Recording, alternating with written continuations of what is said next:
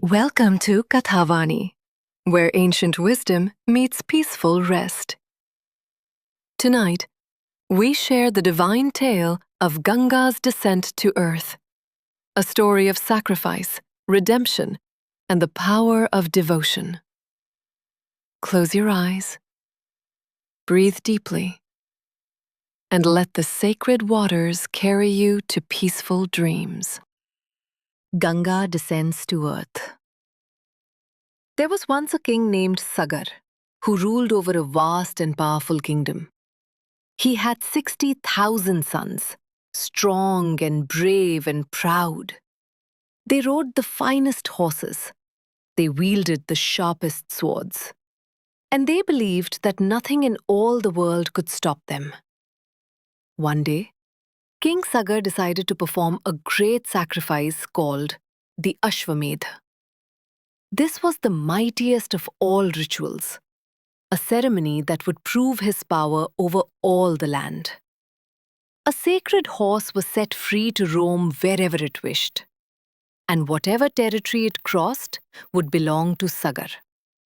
His 60,000 sons followed the horse, ready to fight anyone who dared to stop it. The horse wandered far and wide. It crossed rivers and mountains. It passed through kingdoms and forests. No one dared to challenge it. But then, the horse disappeared.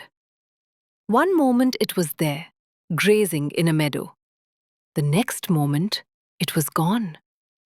The 60,000 sons searched everywhere. They grew more and more angry.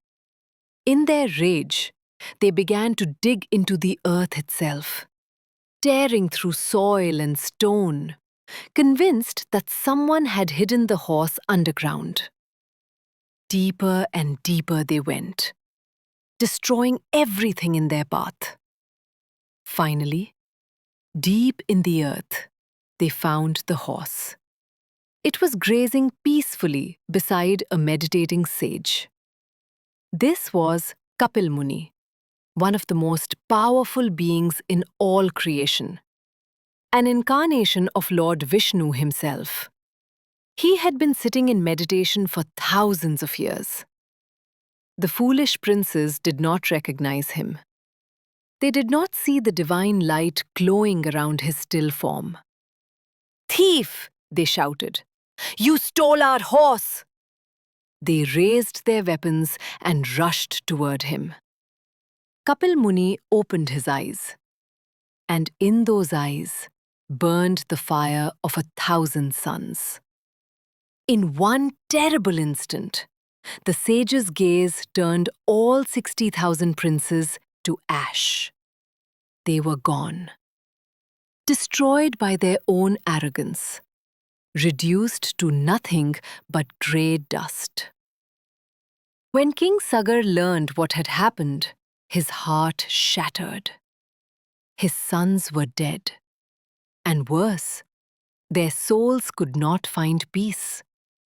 Without proper funeral rites, without sacred waters to wash away their sins, they were trapped between worlds, wandering as ghosts.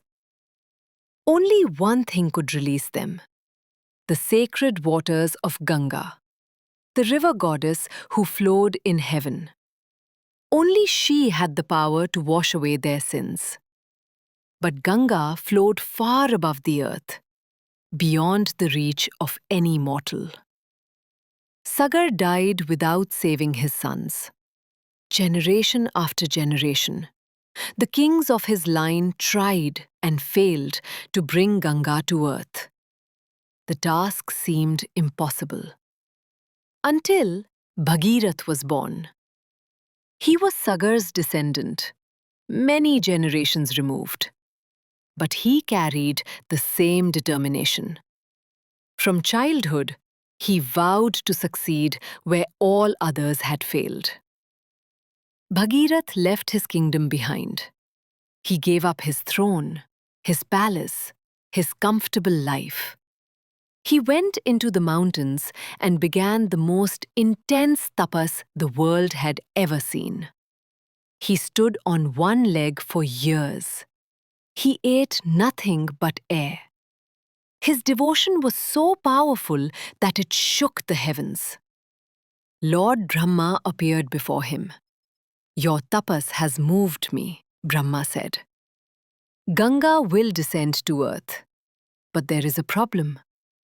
She is a mighty torrent of unimaginable power. If she falls from heaven without anything to slow her down, she will shatter the earth itself." The creator's face grew serious. "Only Lord Shiv can catch her," Brahma explained. "Only his matted locks can hold the force of Ganga's fall. You must pray to him now." And so Bhagiratha began again.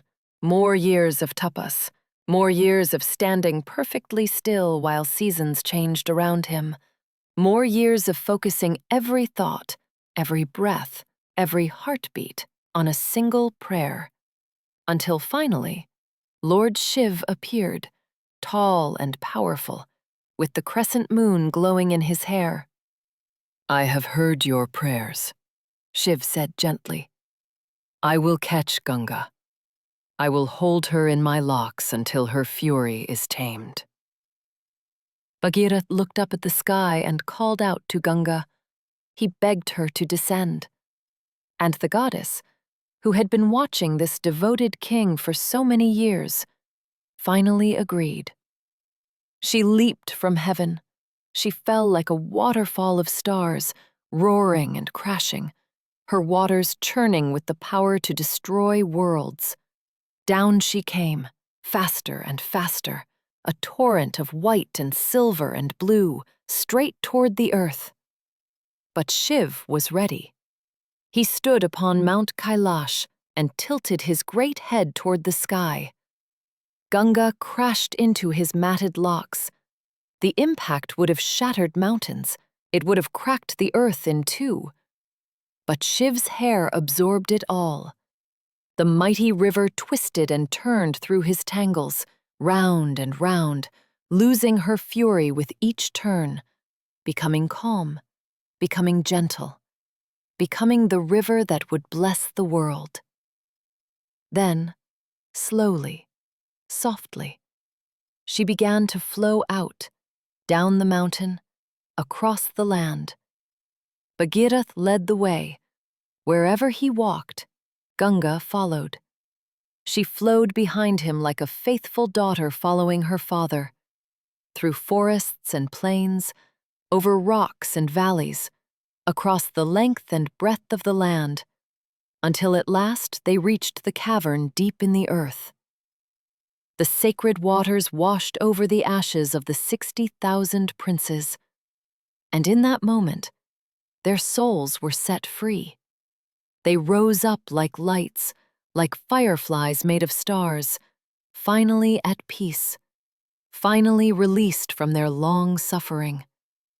They blessed Bhagiratha as they ascended to heaven, thanking him for never giving up, thanking him for his love that stretched across generations. And Ganga continued to flow. She did not return to heaven. She stayed on earth, a gift to all humanity. She became the holiest river in all the world, her waters able to wash away sins, her touch able to bring peace to the troubled soul. Even today, millions come to her banks to pray, to bathe, to say goodbye to loved ones, to begin again.